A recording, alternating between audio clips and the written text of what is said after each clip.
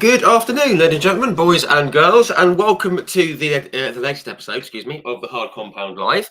For those of you who don't know, my name's Rich, and I run and operate the Hard Compound. We're a one-stop shop for all things motorsport, and we can be found on Facebook, Instagram, and Twitter primarily. Search for the Hard Compound on any of those platforms, and come and join the fun. We put out 3 written articles every day on those platforms. These take the forms of race reviews, race previews, throwbacks, birthdays, breaking news, and anything else that we can shake a stick at. And we cover everything from F1 to IndyCar to touring cars, bikes, rallying, the World Endurance Championship, GT racing, and everything else as well. These go out at about 9 o'clock in the morning, 2 o'clock in the afternoon, and 8 o'clock in the evening. These are UK times, so do come in. Join the fun. We're here to share our love of motorsport, nothing else. No controversy, no arguing, no bickering. Just good motorsport people. So come along, join the fun. In case you hadn't noticed, we also do live video interviews just like this one. And just like this one, these are broadcast on our YouTube, Twitter, and our Facebook channels, automatically saved in the video section on Facebook and the live section on YouTube. We've done over 180 of these now, which is amazing. Lots of people have said yes to us, which is lovely. I'm not going to name them all, but I'll just give you an idea of who we've spoken to. We've spoken to the likes of Mr. Mario Andretti and Jackie Ickx and Chip Ganassi. We've spoken with Jackie Oliver, Brian Redman, David Richards, the boss of ProDrive, Malcolm Wilson, boss of the M Sport Rally team. Spoken to guys that have raced in Formula One and IndyCar, sports cars, guys like David Brabham, Stephanie Hansen, Emanuele Pirro, Carl Wendlinger. We've spoken to Ivan Muller, Steve Soper. We've spoken to Ari Leyendijk, Danny Sullivan, Alex Palou, Will Power, and many more. You get the idea. So do go and check those out when you get some time, but don't do it just yet, because we have got another guest joining us right now. I'm going to bring him in very, very shortly.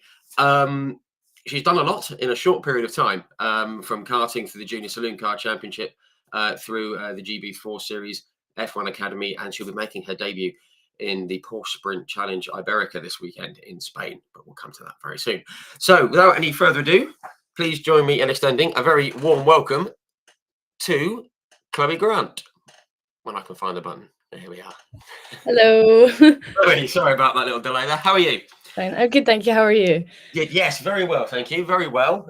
Feels a bit strange to be sitting here in the middle of the afternoon rather than in the evening, but it's all good. How's everything going? Are you all set for the weekend?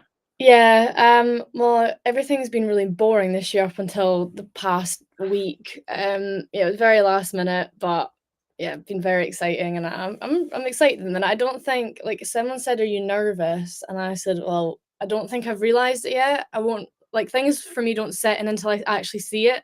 Right. So I feel kind of like neutral right now, but I think when I get there, all the emotions will kind of, come over me. Yeah, sure. It's kind of, I guess right now it's a thing that's happening in the future, and then I guess when you get there, like a new circuit, new car, new people, I guess, as well. So yeah, that should be good though. We'll sort of touch on that very shortly. Right, let's have a look here. I just want to open up my little chat bit here. We've got a few people tuning in already. Thank you very much. Hello, folks, in the comment section. If you have any comments or questions, do pop them in. We'll work them into the chat as best we can. It looks like it's all working, which is great. Right, okay. So obviously we've sort of touched on what's been happening in the last few days. It's been, I guess, quite a slow start to your year, especially after the last sort of 3 or 4 years that have been very busy for you. Has it been frustrating not to have been able to get out there and have a blast in something? Yeah, it's frustrating. It's more the fact that it's out of my control. At the end of the day, I worked as hard as I could to get budget to do what I wanted, and it was just really, really hard this year. So yeah, I did the best I could, and I know that much. Yeah, it is really frustrating just sitting watching and not getting to do anything. But yeah, I'm very lucky that I've been given an opportunity to at least do something. Yeah, which is good, and it hasn't come sort of too late in the year either, so you can put a little marker down, put yourself in the shop window type thing. You sort of mentioned about funding and stuff. I mean, I was going to come to it later, but we'll do it now. It's been one of those things that has always shouted quite loud, but it seems in sort of last year and this year particularly, it seems like it's screaming. It just and it just seems a lot more difficult, doesn't it, to for racers to get funding, whichever series they're aiming at. Yeah, it's not easy, and I think especially like in the UK with how certain things are going like outside of motorsport in terms of, like the government and stuff, everyone's gotten quite like companies have gotten really tight with budgets. Yeah, Um, yeah, it's not easy, especially like we are a family that in karting we had no issue funding it, but in cars that we have to purely be funded by sponsors. Like my parents can't put any money into cars because it's so expensive. sure. Um, so yeah, it is really, really frustrating. I would say 80% of my time in the sport is trying to get money, and then the 10% is training, 10% is driving. Like, and you everyone sees is literally just the training and the driving, but I actually put pretty much all of my time into actually trying to get the funding to do it, and which is really difficult as well because then without the funding, then you're not testing. Without the testing, you can't improve, and it just kind of spirals that it Yeah, all relies on the money. it all comes back to that first kind of main input, isn't it? I mean, I saw something a few years ago as a couple of the British touring car drivers were talking about it, and I think it might have been Michael Crease who actually said that his racing career, he said it was 95% chasing and 5% racing. It was just trying to get the budget to go racing. And it's obviously very, very difficult this year. Lots of people with deep pockets but short arms, unfortunately, Yeah. seems to be the thing. But obviously, you touched there on karting, which is obviously where you started. Now, I know your sister raced, but where did the interest in motorsport come from? Was it through her, or was it always there? Yeah, for her it was purely just because she saw the Ayrton Senna movie, and she just said, "Dad, I want to do that." And Dad's always loved the sport, but honestly, we've been mainly a bike family rather than Right, cars. right, Um, but he went at the end because he used to go like on his motorcycle around Europe with his friends and stuff. And he did the odd track day here and there, like he broke his collarbone at Silverstone on a track day, but he never raced bikes. Um, And towards like the end of his years of doing that, he did some karting for fun. So he met people there. So then when Lucy said she wanted to start, he contacted the people that he knew previously and they helped her get into it. And then I just kind of eventually started a year later. yeah, kind of like tagged onto the coattails type thing. Yeah. Yeah. It's interesting, actually. You mentioned that you've been more like a bike family. So obviously, I know you're from Perth, which I know is like Rory Skinner, BSB riders from. So Yeah. some good names coming out the town, and I was up there 3 years ago. Well, just north of Perth, actually, up at Dunkeld. I don't know if you know it, but I was up that way. Never got to the town itself there, but so, I mean, so obviously there's some racing pedigree from the town as well, which is good. It's just strange because your nearest circuit's obviously Knock Hill, and I've looked at where the kart circuits were, and they're quite a long way away as well. Yeah. Um, I guess you just kind of followed your sister, as you said. When did you first sort of want to have a go yourself? And was your dad and your parents were they okay with you both doing it? Um, I don't know. I just kind of like woke up one day. It was only a year after Lucy was started racing, even if that's probably less than that. And I just asked if I could have a shot, pretty much. But obviously obviously I'm 9 years younger than Lucy, so we did have to buy a whole other cart for it. But Dad just thought, oh, she doesn't like it, we'll just sell it, kind of thing. And yeah, I liked it. I guess I don't think they really thought anything at the beginning, to be honest. Again, I wouldn't know. I was 7 years old, but Yeah, of course. I mean, yeah, I guess it's one of those when you're that age, you try loads of different things, don't you? Maybe they thought it would fizzle out, but clearly it didn't. And you ended up sort of going racing. I mean, obviously, the first few times you had a go at it, you enjoyed it. When did you start thinking, "Oh, I want to start winning"? When did that competitive thing start? Do you remember, or has it always been there for as long as you can remember? no, I was really bad when I started racing. Like I was just little Miss Daisy driving around. And then when I was 11, I'm always like, I've been quite tall for my age, and like weight's a big thing in motorsport, obviously. Yeah, And I think the weight in karting's way too low, especially for like young girls who our bodies are significantly different. Like I do think the weight needs to be like put up a bit more. yeah, Um, so I was growing like rapidly. So I had to move up a class like a year earlier than I was supposed to. Right. And that was from like at the time is I don't Honda Cadets doesn't really exist anymore. It kind of does, but it's not kind of doesn't. So it was Honda Cadets into Mini Max, which again Mini Max kind of doesn't exist anymore either. They've changed loads. And the speed it was a completely different car, like a much bigger chassis. Obviously the engine went from like a lawnmower engine to a proper Rotax engine. So yeah, it was a lot faster. And I just remember that day, first time getting out in it, I was just like, oh my God, this is like, I couldn't believe how fast it was. Right. And then from then on, we were like out every weekend. Right. Right.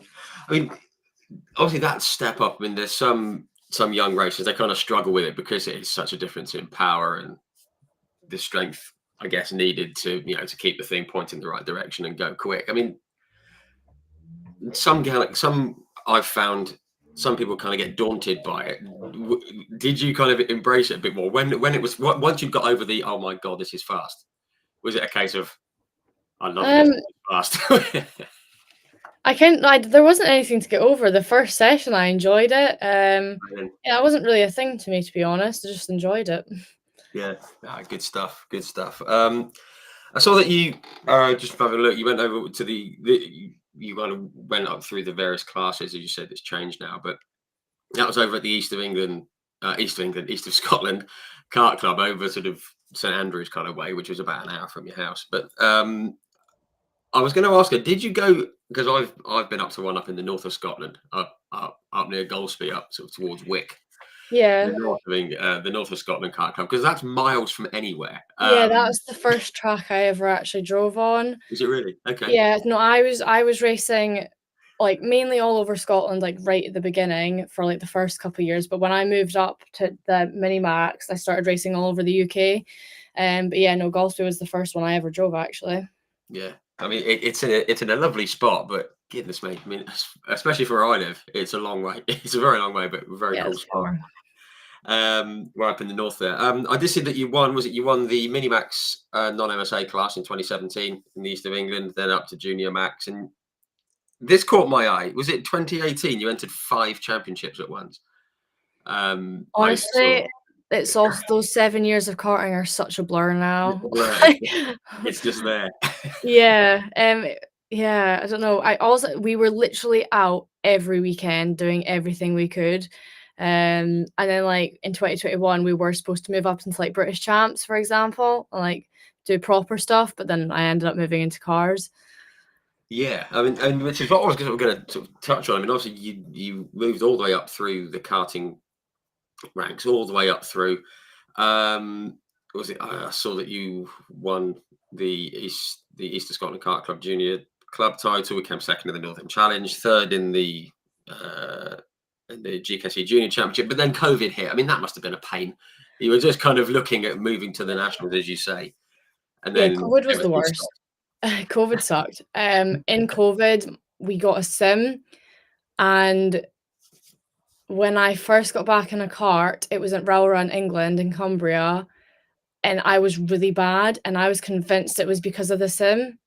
Like, I locked in my head that the sim was a bad thing, Right. um, because I was doing the sim the whole of COVID, and obviously, but then I was doing, like, sim for cars rather than karts, so I got it in my head, like, big time that it was because of that, so I never went on the sim again for, like, the whole time I was in karting. I refused to touch my sim because I was like, angry at my sim almost, but it took me, like, a couple weekends to get back into it, and I finally got back to myself again, but yeah, I didn't touch that sim again until I was in cars. Yeah, I mean, I guess you felt like it had kind of like thrown you off a bit because it was so Yeah, different from the karting. Yeah, that one at Rara, that's the one in the quarry, isn't it? Up into Cumbria kind of way. Cool. yeah. I've been past it. I've never been in, but yeah, that looks cool. And just quickly, just after COVID, it said you got back into the karting, you took third in the MKF Championship, and you awarded this is pretty cool by the women. Nah, my mouth hasn't woken up yet. The British Women Racing Drivers Club gave you the Gold Star and the Kart Sports Champion Awards, which nice little bit of recognition, especially after struggling a bit, having got back into karts. Yeah, I mean, I did win Railroads Championship also when I got back, but yeah. We'll absolutely put that one in there as well. Yeah. But yeah, I mean, it's a pretty cool thing to have, having been away from it. And you mentioned you were going to go to down like the national kind of karting route, the UK karting route, but you went down the car route instead. I mean, did it just all come together at the right time, or was it a case of we've lost a year, let's kick on? Or I mean, how did it all come to be around then? Do you remember?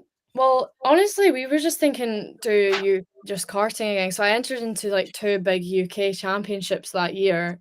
Sorry, like big two big national karting championships that year.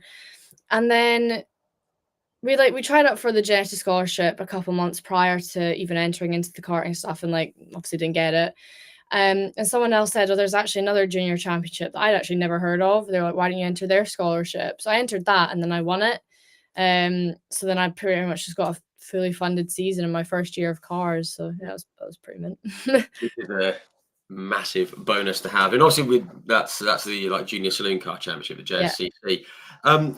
These sort of scholarships, you kind of see bits and pieces of them on social media and things like that, and people that go. I mean, what did it actually entail? Was it just going there and obviously it wasn't just going around and just like slamming a car around a track as, as fast as you Yeah. could? I guess there was a bit more to it than that. Everyone is different. Well, not different, but like they're all a bit unique to themselves. But yeah, the one I did, it was just we got judged off of like a very small track. We drove around on track there, physical, and we did an interview, and then even just like maneuvering like through the pits. So like making sure we like could slowly drive a car.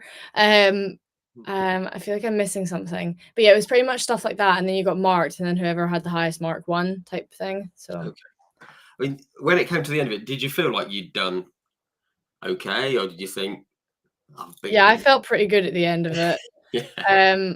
Yeah, I felt pretty good. I didn't think I was gonna win it, but I felt good. So I had a feeling I'd get to the final. I didn't think I'd win it, but yeah, somehow worked out that I did. So Yeah, and obviously that's a huge thing. I mean, talked about funding, especially when you're starting the racing journey in cars. Huge thing, fully funded season.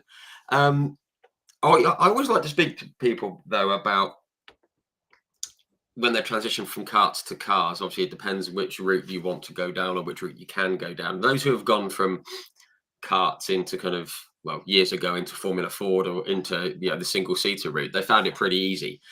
Some who went to the saloon car, touring car world straight away found it a bit more tricky, obviously, because there's more roll in the car, you're higher up, depth perception, brakes, and all that. I mean, how did you find it, or was it just a case of getting in the car and going?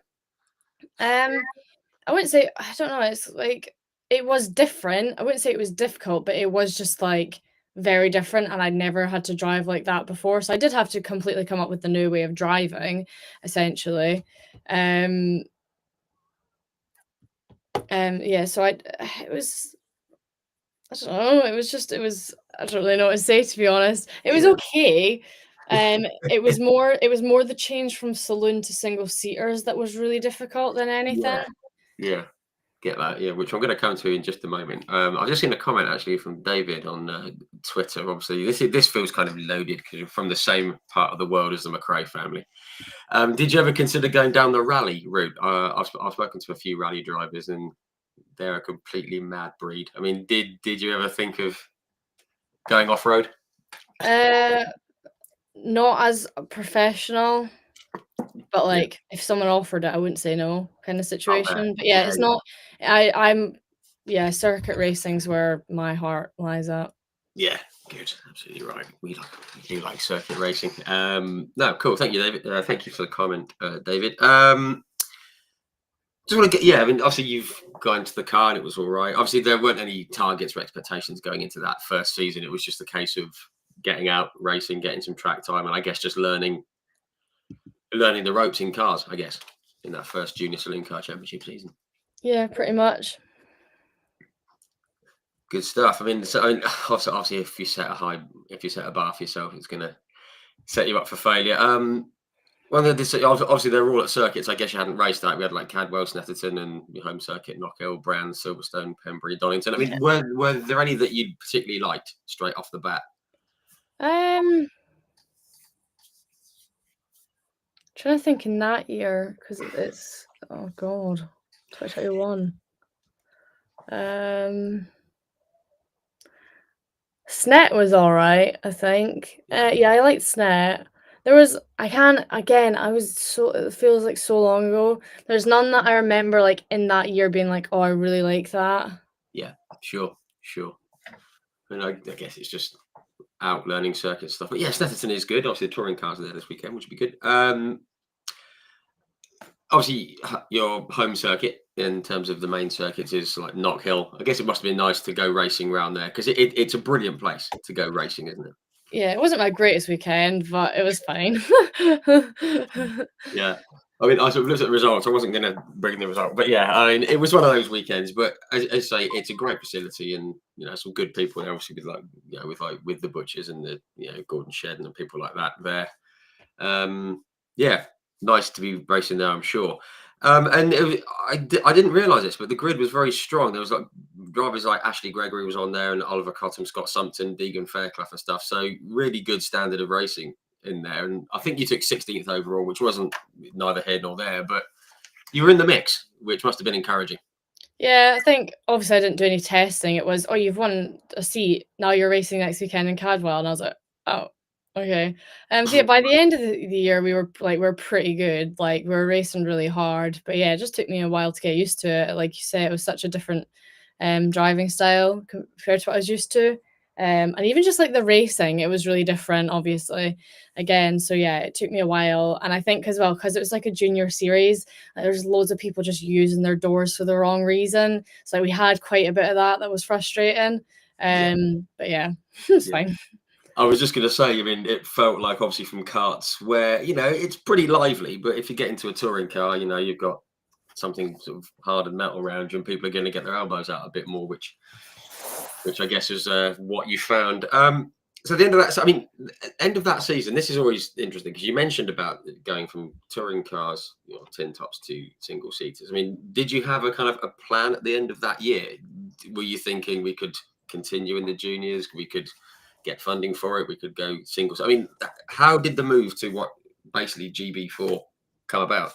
Um, no, I was looking at doing. There was a specific championship I was looking at doing when I was about to leave Saxos, and what was it again? Oh, it was Ginetta GT5. Okay. So I wanted to, yeah, that's what I wanted to do. That's what my focus was on. And then Laser Tools contacted me, and we're just like we have a driver in this already. Would you like to fill the other spot? I was like, yeah. So Just a bit. yeah, that's pretty much. I had no intentions of moving to single seaters because I did do actually during my season in Saxos, I even went to like Knock Hill touring cars and I met I know quite a few people obviously that were in British F4 at the time. And like I sat down with them and asked, like I got the cost and stuff, and I just looked at like this piece of paper and I went, there's absolutely no way I'm ever going to be able to do that.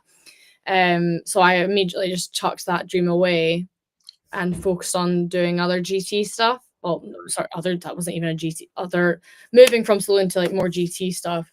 Sure. And yeah, I just got given the opportunity from sponsors pretty much. Wow. I mean, when that call came in, you must have been absolutely chuffed to bits. So, obviously having knowing the costs, knowing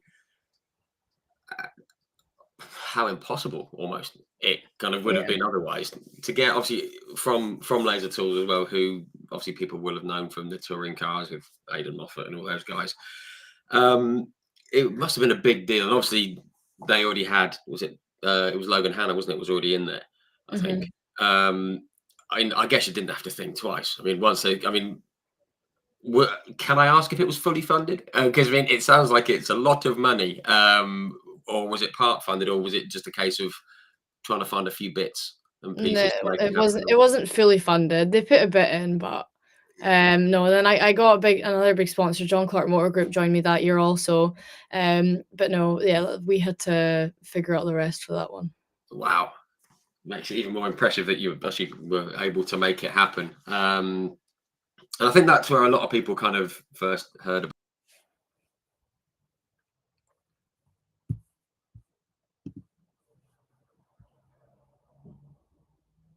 There's been a freeze.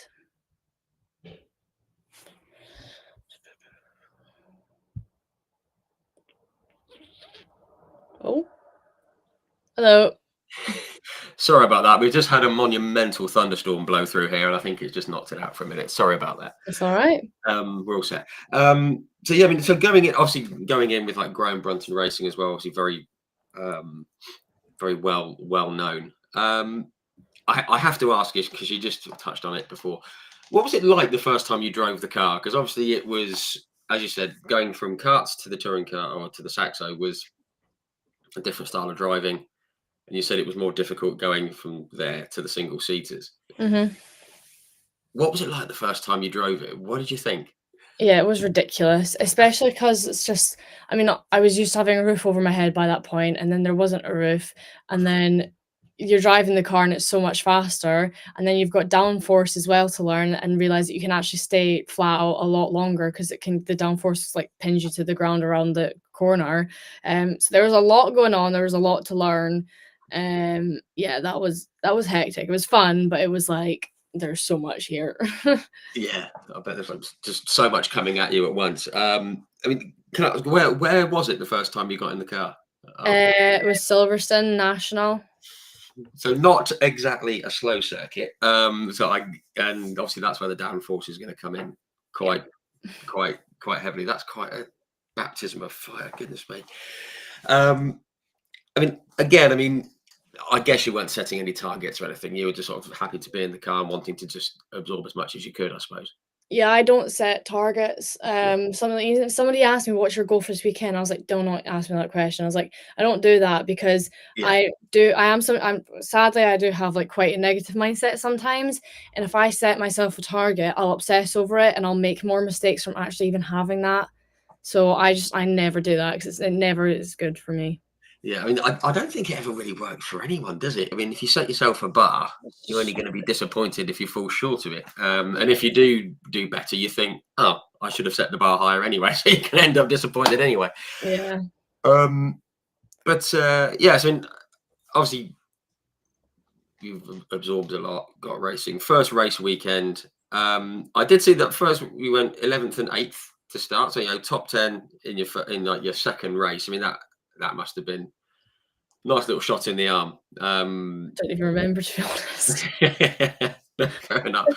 Um, but there was like further top tens at Alton Park, things like that, at Silverstone, Donington. I did though see from the results, it kind of improved in the second half of the year. Was that just a case of you being used to the car and the series and a bit more self belief in the car and you, I guess? Um Yeah, it was all myself, to be honest. I was quite disappointed. I was trying to get a driver coach, which I wasn't allowed to have for some reason. Oh, For example, by the end of 2022, I was nowhere near where I should have been. Like I went into 2023 very unprepared, like with barely any knowledge. So 2022 was honestly quite a disappointing year for me. right. Apart from the fact that I managed to get laser tools on board and stuff. Yeah, I just wish I was allowed the support that I asked for, because then I think I would have been a lot further along and a lot more prepared for what I had coming the year after. Yeah, yeah, sure. I guess it's as people know it's not just what happens on the track. There's so much that goes on off it, and all the pointers and help and tips and various bits of training you can do. And if you're not afforded that, obviously it's going to affect what happens on the track. Unfortunately, but I mean, the one thing I did say though, you did take fourth at Brands, which was very cool. I mean, given Yeah, as it's you pretty said, good. you were lacking a few things that year. Yeah, but that's because I had my coach that I finally asked for that weekend, There you go. which That's I've the been guy. asking for all year. Yeah. So it just shows what you can do with a bit of steering, which we all need. I mean, I was Um, 16 and I didn't know the car at all, and I didn't have anyone around me that actually understood the car properly either. So that's why I kept asking for someone to actually come in, and I didn't get that until Brands. Well, good on you for keeping at them. And yeah, because obviously, you know, the proof is in the pudding at Brands. I mean, you got seventh, fourth, and fifth, which is the best weekend of the season, I think. When you get what you ask for, which is good. Um, and you kind of alluded to what was going to come in 2023. Um, were there plans to stay in GB4, especially on the back of what happened at Brands? I mean, were you hoping to stay there, or were you looking elsewhere anyway? I actually trying to think. I can't really remember. I think No, I was really annoyed with that year that I didn't want to go back, Right. Right. and I'd Understand. been competing for a place in the FDA for the Girls on Track program, Mm. and I loved that the Gen 2 car, I loved that, but even before I went out to compete for, the final of the Girls on Track, which was actually I think that was still before the final round of GB4, I had been approached about F1 Academy already. Right. So I got approached by it quite early, so my site and so my I was kinda, like, set on that relatively early, Okay. with a different team that I actually ended up with, but unfortunately, the team that I was originally speaking to, they wanted, like, an extra budget for testing, which we just didn't have at the time, but Right. we could have had it. So yeah, it was yeah, I think I was kinda set on that, but I wasn't sure about the whole, like, only girl thing, um, but yeah, after I didn't win that Girls on Track thing and didn't win a place in the FDA, I pretty much just locked in for trying to get a seat in F1 Academy. Yeah.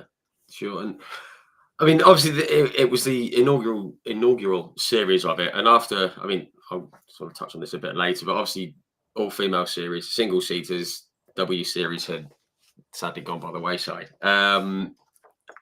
It felt like a really good opportunity for anyone that could get in there, just to get onto like the global stage. Some of the races were on the F1 support bill. I mean, you must have been very excited Yeah, I when was. when it all came together. Yeah, I was really looking forward to it. I mean, and with ART as well. I mean, obviously, we all know about ART. They've been doing it in F3 and F2 for years. If you don't mind me asking, do you know how all that came to be? Obviously, there was another offer, as you said, Yeah. but ART. I mean, terrific team to get involved with. Yeah, so that how that came about was I'll try to say it as brief as I can. So I couldn't get the budget for the other team, and I knew a guy that worked in high tech who I met through the rocket competition that me and Deegan did together, that Deegan won, the guys one, and I was Yes. so close to winning the girls one, and I messed it up with 2 corners to go, got in my head, so I didn't win that, so sadly we couldn't be teammates in British F4. So the guy I met through high tech through that, he knew Seb from ART, so literally just put me in touch, and then like next week I was in France on the sim, and then maybe 3, 4 days later, got the email saying that they wanted to sign me. Wow. So it was that quick. Yeah. Wow. That's pretty cool. Very, very cool. Um, also, you had two. Obviously, it was a very strong grid in F1 Academy that year for the inaugural year. You had like Lena Bula and like Carrie Schreiner as teammates. We had Carrie on here just start of the season, I think it was, or just the end mid-season. Yeah. And she said that she found it quite tricky to kind of get into the swing of things because it was such a new series. I mean, did did you find that, or was it just a case of I'm driving, let's go for it, let's not worry about anything else? Yeah. Uh, just driving. I mean, again, I didn't have the experience I needed, so I was more just working on myself. And ART, they never ran the F4 car before, so we were doing a lot of development with them. Like at the beginning of the year, there was a lot we were changing constantly. So I was mainly just focusing on improving myself and like us trying to adapt the car to make it better. Um, Yeah, I don't think yeah, I think that's about it. Yeah, that's fair enough. Fair enough. And how did you get on with those girls? Because obviously, it was a new series to everyone. I guess you all got on pretty well, and I guess like Carrie had a bit more experience. She'd done the W series and GT stuff as well. I mean, did you get to speak much to her about, about just like picking up things from her at all? Yeah, we all got along fine. Lena was who I was a lot closer with, and Lena was obviously like a lot faster. Um, she was yeah, Lena like really took me under her wing. I mean, I've had teammates in the past where I've tried to like ask them for help or like oh, what are you doing on this corner? And they just like don't help me at all. Whereas Lena was very, very helpful. Yeah, she was really good. She was a very important part for me that season also, I think, to have her there. Um yeah, Lena was amazing. I even like when I did GB4 last year, it was last minute as well to do that. Um like round one, I was like, I need to call Lena, I want her here, but she couldn't make it. But I really wanted her there. And I think if she came to round one, I probably would have had her with me the whole year. But yeah, she was unfortunately racing herself. So So it's nice to have that sort of someone to lean on, especially in that first year. I mean, I spoke with Chloe Chong on here, and she was with another team. I shan't name them, but they've done very well at Indy last weekend. For those who are listening, she said that she didn't even know how to work the clutch properly. I think, even to get the thing moving. I mean, it felt like the whole year was very new for everyone. Obviously, teams were running cars they hadn't run before. Drivers were running cars they hadn't run before. It felt like a lot of drivers were in the same boat, just with the struggles early on, apart from perhaps the older. yeah, I was gonna say the older ones had a lot of experience. Yeah. But it's kind of, I guess it was frustrating for you, but it's kind of nice hearing that there was almost half the grid were in that boat as well. So perhaps it wasn't quite so bad, maybe. Might have to disagree. Okay, no, go for it. It's fine. No, I think there's a lot of things behind the scenes, like some people don't post every day they test, and that we get a number sheet on it to see how many tires people have used and stuff like that, so you can see. There were people doing a lot more than us, a lot Sure. more. So yeah, I think a lot. I don't know. Again, it comes down to money. Like we couldn't really afford to do any extra days in a way than what we were allocated. And also ART only had the F1 Academy car, which you weren't allowed to test. You could only test the normal F4 car, which ART didn't have. So you had to go and test with the whole other team if you wanted to, at that time, which was a bit complicated, but now they have both, which is good. I don't know really. Yeah, I think I personally felt most of the grid was way ahead than a lot of us. I think Chloe was very much thrown into the deep end, in all fairness, considering like she had done nothing before.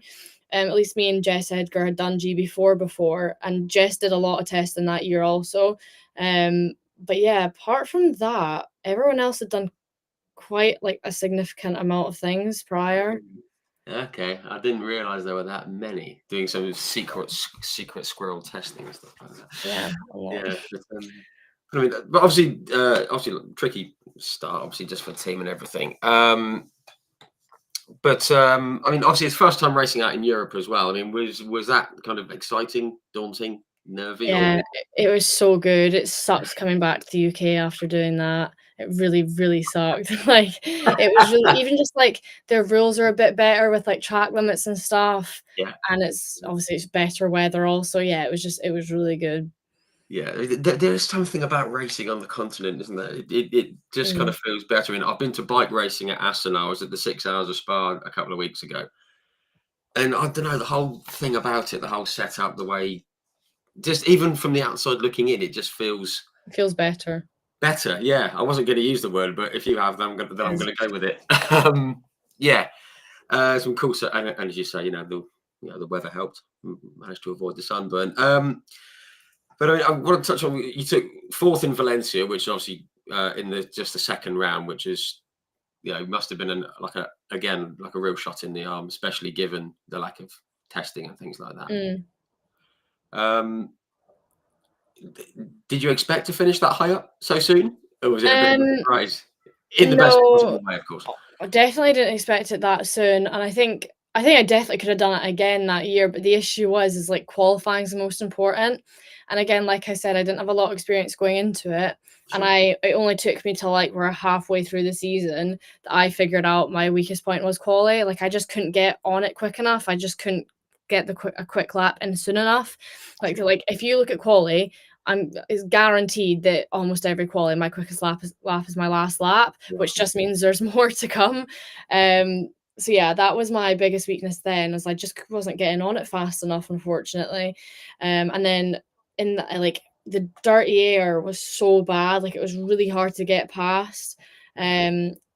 It was really difficult. So quali was the most important, and that was the only time that I was like actually properly starting at a good position. And I just couldn't really get there the rest of the season, sadly. Yeah, which must be so frustrating knowing that it's there, but just not quite, as you say, not quite early enough in the weekend, I suppose. Um, did see they sort of seventh Barcelona, seventh at Zandvoort, two circuits that I like, especially as a spectator to watch at. They're both cool circuits to watch at. Because I'm a bit old, I remember like the older Zandvoort. But the new ones, yeah, the changes they've made, I think are absolutely terrific. Is it a fun circuit to drive because it looks it? Yeah, it was my favorite one to drive, and it was so annoying as well because I was really fast in testing at Zandvoort, and then it got to qual and I was too cocky pretty much, and I spun, and I messed up my own qualifying. So yeah, again, that's my negative brain causing issues for me, which I've had difficult time with. Yeah, it's a really fun circuit, really fun. Yeah, I mean, is it turn? Was it that first left-hander on the banking there? That just looks great fun on the high line around there and out towards the Yeah, back. it's good. That must be fun. And got to talk about the last corner as well, because I've interviewed the guy who it's named after, Ari Lyondike, with the banking and everything. Again, I mean, I remember the old Zandvoort and drivers being like the older guys prefer the old circuit because it's not as banked and you aren't as pinned to the circuit. But I can't imagine that it's not fun. That Yeah, it's last good. that last turn hammering around onto the straight. Yeah, it's good. It's got to feel great. Yeah, I spoke to someone who had a huge shunt there in the DTM, so that's probably why he didn't like it. But yeah, no, that's cool. That's good to hear. Now I don't like talking about accidents at all, especially to people who have been involved with them. But Monza. Mm. I'm glad there's a little snigger there because I don't like bringing this kind of thing up. But obviously, we all sort of saw it, and no one likes seeing a car go upside down. Obviously, Monza's very quick circuit, great circuit, one of my favourites. But I mean, from your point of view, do you remember what happened and what goes through your mind when that kind of thing happens? Honestly, I just try to get through this bit as quick as I can. No, It's that's fine. pretty simple. Had a good start coming in, put the brakes on, car's not stopping, and then there's loads of cars in front of me, can't not hit anyone, upside down, on fire, the whole shebang, Yeah. fractured wrist, trying to look at the car because all I cared about was how damaged it was, and they wouldn't let me look at it. And then I was like, after I was kind of like, what just happened? And then watched it back a few times, my confidence was like completely shaken after that. And I really struggled to get, like, if you watch Paul Ricard the next round, I brake so early for turn one because I was so scared. Which is not like me. Usually I have zero fear in a car, but after that I was like really, really nervous. Especially given you hit the brakes and nothing happened. Oh, yeah, I wasn't. The car wasn't. I wasn't stopping. Yeah. Like, yeah, it kind of is what it is. Yeah. It happened. I try not to talk about it too much. No, I'm not saying this since you've asked, but I try not to talk about it too much. I think I more get annoyed when I think about that because like I had the crash that was like literally the worst crash of my life, like in so many ways, like every way you can imagine. It was just awful. For me and my family personally. And then like the article that's gets written about it, the first name isn't even my name. It was like some other driver that's like viral or whatever, and their name's in it because they were slightly got their halo scraped. And then they've completely scrapped our entire year for this Netflix thing they're doing. And they filmed our whole year, filmed it, and they're scrapping it, or at least they've not said I could be wrong. They've not said they're releasing 2023. And in the trailer, it's all 2024. Right at the end of the trailer is my crash, and they didn't ask my permission to use that. Wow. So I'm just pretty a bit ticked off with it. So yeah, I'm just kind of. It was a horrible experience, and it's getting used again, and I won't even be in it, even though they filmed our whole year. But wow, that's enormously below the belt. That is not good. Yeah. Goodness me, I had no idea about that. Otherwise, I wouldn't have asked. But anyway, no, thank you for touching on it. I can only imagine how tricky it was. But you said Paul Ricard, you were breaking. I mean, you know, top tens there and Circuit of the Americas. What was it like going to the USA to race? Because they do it completely differently out there.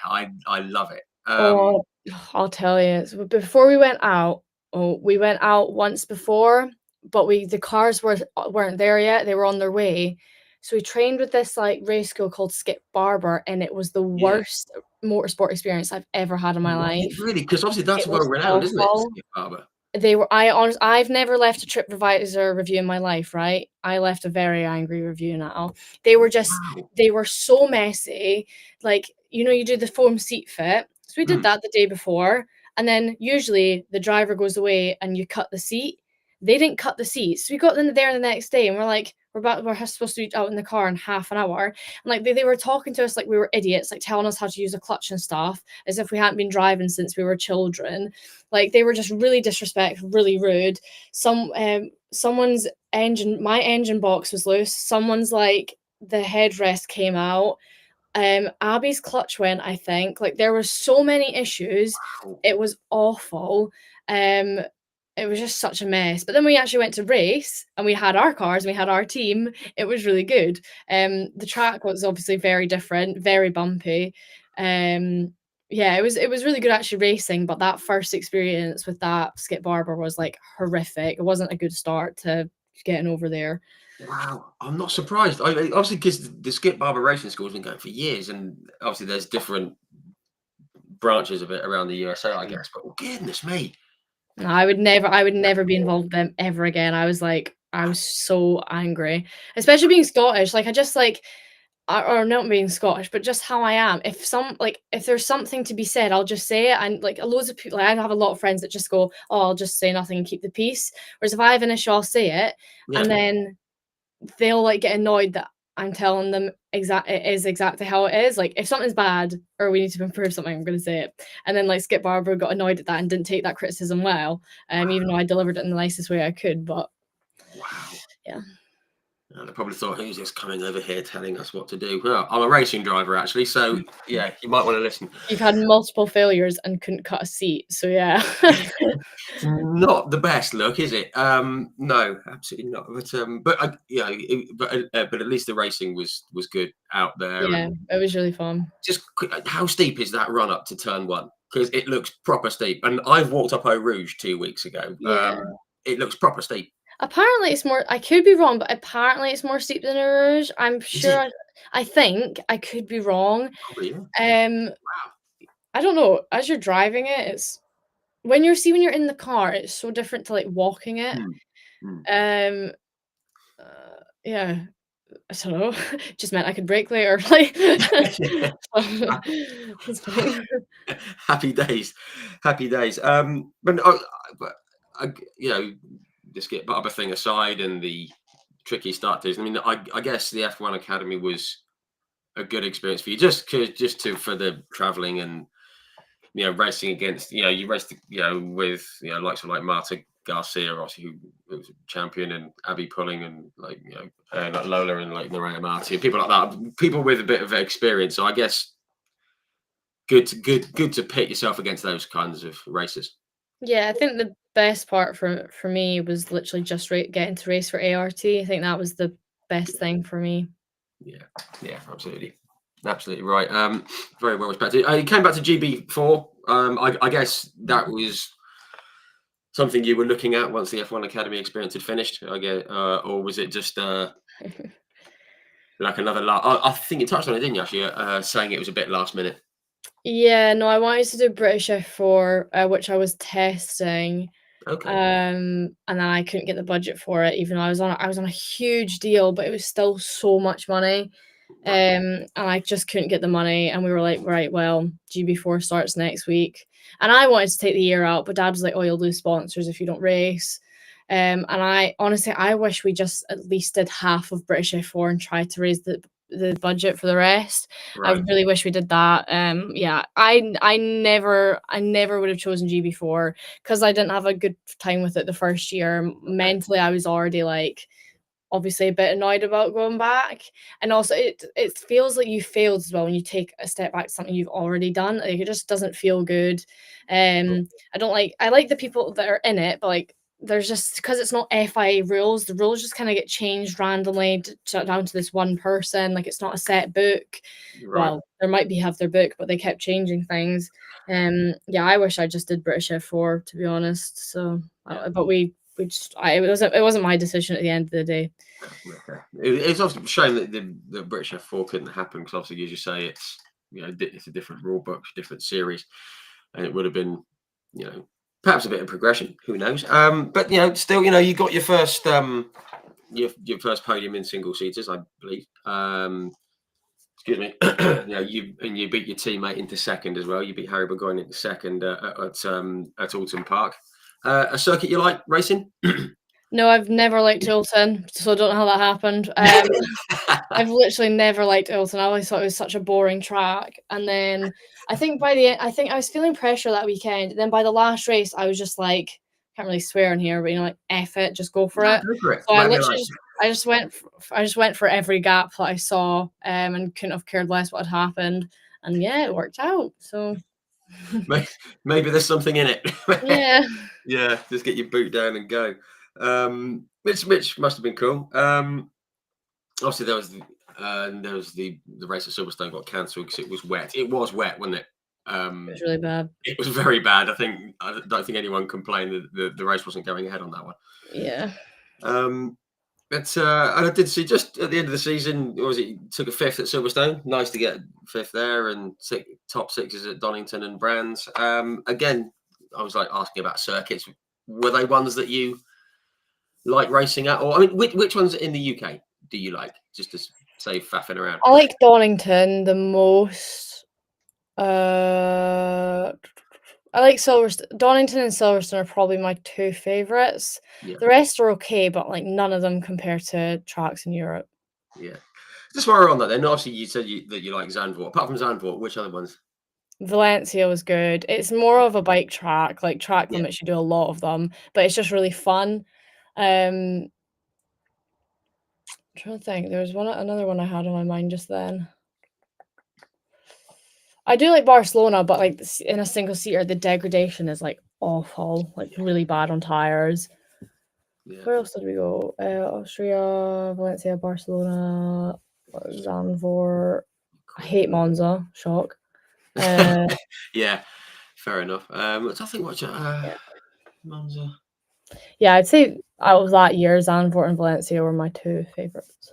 Yeah, I like Zandvoort. I do like Zandvoort. I haven't actually been to a race meeting now. I've been to a couple of track days, but yeah, very cool. So obviously that brings us up to sort of this year. I mean, were you aiming for British F4 or anything else like that this year? Was there anything that you had in No, mind? I was officially done with single seaters like midway through last year. Right. Yeah, I know I was done with that a long time ago. Yeah, no, that pathway is closed officially. So yeah, GTs it is from now on. It'll come down to funding what I can do. But yeah. Yeah. So I mean, obviously GT is the route, and obviously that brings us nicely onto this weekend. We sort of touched on it. GT, Porsche. I love a Porsche. How did it all come together? Because you said it was very, very last minute. Yeah. And I guess you're flying out in the next 24 By hours. tomorrow morning. Yeah, need to let you go and pack. Yeah, I was in Portimao in when was I in Portimao? In April? Yeah, in like middle of April or something like that. Because my partner also races, so I was there with him. In his big fancy championships, and this Porsche Sprint Challenge Iberica just happened to be there also. I actually didn't even meet anyone from it because I was like quite busy like helping out with like loads of stuff going on in the team. So I didn't actually meet anybody, but I got a message after I left, maybe like a week after, just saying like, "Oh, hello, we saw you in Portimao. We wanted to know if you want to come do a guest round." And people do this all like quite a bit on Instagram, and usually it's like a bit of like, "Oh, it's not actually fully free," or like, Yeah. we're not actually going to help you. They find loopholes, but I was like, "Hey, like that sounds awesome. Like, are you sure it's like fully funded?" And they were like, "Yeah." I was like, well, I don't see why I would say no. I was like, I just need a contract. So I just drove straight down to England to the place I train, and I was waiting for the contract, and then I finally signed it on either Tuesday or Wednesday last week. Wow. Yeah. So that is proper last minute. Because I mean, I must admit, when you popped it up on the Instagram, I was like, "Oh, that good timing, excellent." We'll sort of talk about that. Yeah. But yeah, I mean, you must be looking forward to getting in the car. I mean, obviously, you said you haven't really given it too much thought at the moment, but getting Yeah. to getting to thump a Porsche around somewhere in Spain, I mean, that sounds pretty good to me. Yeah, I'm a bit nervous, obviously, because it's not again, it's a new chapter. It's something I've never done in my life, and I will be vlogging the whole thing for like, well, I won't. I'll get my sister to come and vlog the whole thing for my YouTube because I need to stay focused on the job at hand. But yeah, Yeah. I'll have the whole thing on like recorded. Yeah, I'm a bit nervous, I can't lie, but I've done a lot. I know I've done the most preparation I possibly can. So yeah, I'm excited to see what happens. Really. Yeah, fantastic. Well, we'll certainly be, be looking at it, and people within the world of Porsche watching. You never know. It could lead to Sprint Challenge UK or something. Hopefully, We'll see. start that GT route, which would be great to see. Look, just a question just popped up on Facebook. Hello, Ben Perry. Hello, mate. I think this goes back to what we're saying about what happened at Monza, which I'm not going to go into. But he says he's always amazed at the mental resilience racing drivers have when faced with accidents and awful circumstances. Absolutely right. Yeah, to us mere mortals on the outside looking in, once you've had an accident like that, we probably wouldn't want to go anywhere near the car. But you guys are built differently, which is good to see. Yeah, it's great stuff. Okay, just very what we got here very quickly. Okay, I just want to talk about this whole subject. I'm not going to go on too long, but the whole subject of females in motorsport. I get loads of messages as soon as I announce we have a female racing driver on. People seem to say I get more messages, and I don't know why, because we're all racing drivers. But a couple of people have just asked a couple of things here. W Series, what did you think about it? Obviously, you've raced in F1 Academy, all female series, links to F1, etc., etc. I've spoken to a few drivers who have raced in W Series. I spoke with like Sarah Moore, and obviously Carrie Shrine has been in it. Sabra Cook as well. I've spoken with. They're all very pro all female series. They get why some people are against it. I was just wondering what your thoughts on W Series were. I think it was done wrong, completely wrong. Yes, agreed. I Good don't think idea. Executed. there was nothing being put into their actual like development and progression. There was being so much put into like random hospitality stuff and media stuff. I think it was a complete way. I think it sounded great, like you got fully funded drive, but then it ended up blowing up and by the end of it because they funded it so wrong. I've often said this. I thought it was a good idea, not just for drivers, but for mechanics and everything else. Females getting into motorsport, which is brilliant. Yeah. But it felt like it was a bit showy. It was Yeah, like, I agree. This is what we're doing, isn't it great? Yeah. And we're doing this, this, and this. But then it was after the first season, it was like, okay, now what? Yeah. That's how I saw it. Yeah, and they kept changing the rules so Jamie could come back, which was not how it should have been. Yeah, it was almost like they knew there were cracks in it and they were papering over it, with saying, "Oh, Jamie can go back and do and do well and win it and whatever." I thought the premise of it was good, but perhaps not delivered the right way. And just so that's good. Two more things. Obviously, have you ever faced any issues because of the fact that you are a female in a predominantly male-dominated world? I mean, it seems to be getting less and less, but have you ever faced any? God, this is a large topic. Yeah, so I don't want to go into it too deep. In karting, like not really. Apart from when I was 13, I had two boys that would like target me on track, try to push me off but it was because their dad or granddad was being like, "You can't get beaten by a girl." And like I said, I'm quite an outgoing person, so I literally just pulled them aside and spoke to them and their dads face to face because I know it sounds weird, but like, I just don't care. Like, No, so I just spoke to them face to face, and pretty much after that, they left me alone. good. So that was it. Any other competitors, not a single issue.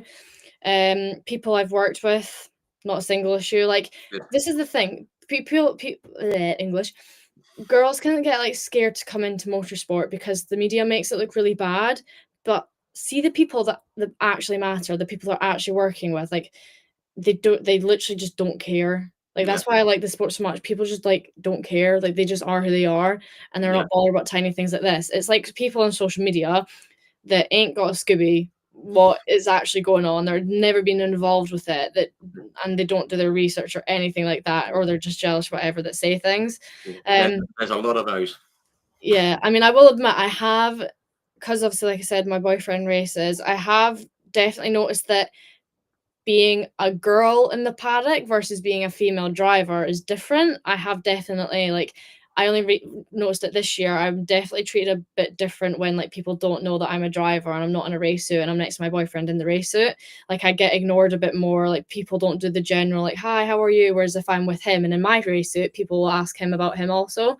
So I've noticed it's definitely a bit different if you're not in this race suit. And I think my sister, when she was in the media, she had some issues with some people. And then I've just had like example, what was it? One time we were in like a pub with my boyfriend and his parents, and then he was like, "Oh, this is his dad's. Oh, this is my friend so and so." And then they were like, "Oh, Chloe races also." And one of the old guys was like, "Oh, do you like drive around with a cup of tea in your hand?" And I was like, "I just don't entertain it." I was just like, "No." No, don't actually. No, funnily enough, no. Yeah. Gosh. So Yeah. yeah, you get the I mean, again, that's the only time I can recall ever having something like that. But I must admit, my views have definitely changed recently since being somebody in the paddock without a suit on. So I definitely think there is still like some issues out there. People are just a bit too confident to say some things to you and they don't know exactly who you are. But yeah, actually being the driver has been pretty good, to be honest. Yeah. Which is good. I mean, it's good that that's changing on the, when they know you were a driver's side, because I spoke to people who raced years ago and they said they were never, they were always being spoken down. So even if they knew they were a racer, which is rubbish and it It might absolutely just be shouldn't because happen. I stand my ground as well, though, I don't know. So You should. You absolutely should. Yeah, Ben on Facebook, he just said, never mess with the Scot. Absolutely right. yeah. Yeah, fierce people now and again. Okay, cool. So, just 1 second. Last page of notes. This is just a little fun bit. There's a couple of bits I wanted to touch on though. You're a Girls on Track ambassador for Motorsport UK. You're part of the Motorsport UK Driver Academy as well. From the outside looking in, from who I've spoken to, they do good work. Motorsport UK. I mean, I spoke with Hugh Chambers Yeah. 2 or 3 years ago. He's a good guy. He sort of knows what's going on, from what I can gather. Yeah. Yeah, Motorsport UK is really good. I did their college course, which helped me like stay in education whilst also leaving like the hectic school life of every single day being in school. And yeah, the Girls on Track, I've been involved with that since I was like 10 years old when it was like originally Dare to Be Different. And then I just naturally, from helping out, I naturally became an ambassador one day and I'm now on the panel and stuff with them. But yeah, they're all really good people. They're really helpful. Even if you're stuck with anything in the sport, pretty much, you can rely on Motorsport UK quite a lot. Yeah, which is great. And they've also got a very tricky balancing act, haven't they? I mean, I know you see it on social media, people having a go at Motorsport UK. Why aren't they helping this? Why aren't they promoting that? Why aren't they funding this and everything else? But again, it's the people that don't know what goes on behind the scenes and how difficult it is to sort out all these different kinds of things, But yeah, I think they do very, very good work. So I'm glad someone from the inside has said the same thing, which is great. Okay, another couple of questions have come in. What have we got here? Oh, if you could choose your ultimate driver coach, who would that person be? Not to talk down to anyone else, of course. We want to put that in. God. I have no idea. I don't know. There's just like, I don't know. I don't know. There's a few people that I've been coached by that I really like. But then I'm also changing paths now, so I don't know. Yeah, I really don't know. Sorry, I'm useless for the. No, that's right. No, if you're going down a different route, don't know who's available. I mean, just thinking in the world of Porsches, you've got Harry King. He knows his way around a Porsche. Yeah. If that became the route, he's very, very good. But yeah, we'll see. We'll see if anyone comes up. And I'm going to save that one right to the very end, that question there. Sorry, my mouse has just stopped working, so I've got to use the pad on my laptop. And that's a bit cumbersome. Sorry. Okay, we'll come to that question at the end there. Fun questions. What do you do when you're not motorsporting? I know you've just been to a gig, so I know you like your music. I'm always doing motorsport stuff, pretty much. Yeah, when I'm actually in a race season, which I technically have been the past like week and a bit, I'm pretty much training 24/7, and there's a lot of travel as well because I live in Scotland, but there's nothing around me to actually help me. So I pretty Yeah. much live in England most of the time when I'm training. Um, and that's all I do is just train, train, train. And then I went to a concert. Well, I'm wearing the hoodie from it. On Monday night, but like that is a once in a odd time opportunity. But yeah, it was really good fun to finally get like a bit of a break from it because I do sometimes overwork myself. Yeah. But yeah, I'm always doing motorsport things. Which is good. It's a good way to live, I think. No, good stuff. When you're, I mean, obviously, when you find time to follow, which do you follow? Which motorsports do you follow the most closely? Are you an F1 fan, or would you like touring cars, or are you? Anyone that I know is racing, which you can imagine how many people I know in this sport. So yeah, I mean, it's more I'll just check the results of things I actually watch. I'd say I have like two close friends of mine who are in F3 and F2, James Headley and John Bennett. So I follow obviously like I actually watch their races, Yeah, whereas there's just too many people to keep up with. I usually just check people's results. And then obviously my boyfriend as well on GT Open, obviously check that. I'm usually there. So yeah, I watch that as well. I don't know, I kind of just watch whatever is on. yeah, But yeah, I this is really stupid because I get bored of something if I don't know someone who's in it.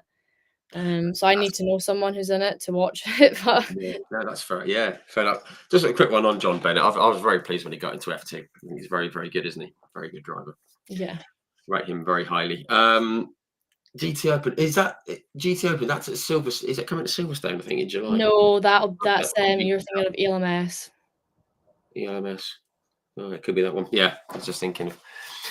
Yeah, so I'm going to that event, whatever it is. I've been invited along. Okay. Did you have a favourite driver when you were back in the karting days? And do you have one now, apart from your boyfriend? Never changed, always been Hamilton. Good. Yes. It's a good shout. We like Lewis. And he did well on Sunday. It was good to see him come up. Bit of overtaking action, which is good.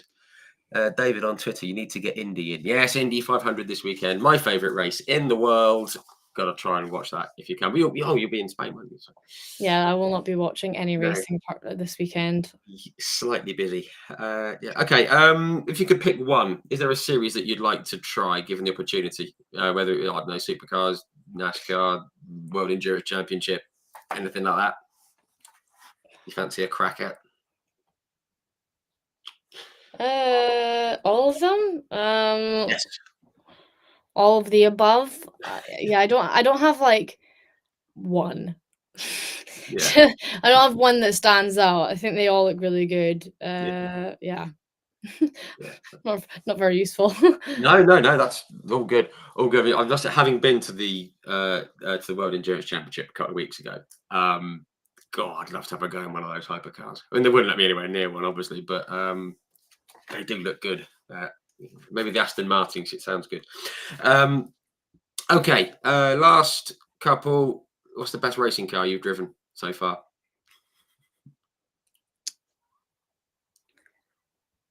Can I answer again on Sunday?